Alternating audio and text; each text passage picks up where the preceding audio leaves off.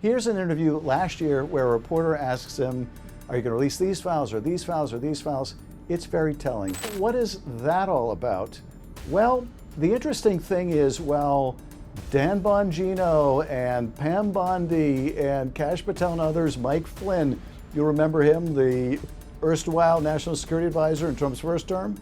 While they're out there pushing these conspiracy theories about Jeffrey Epstein, there was one person who rather oddly, suspiciously, was not pushing for the release of the Epstein files, and that one person was Donald Trump.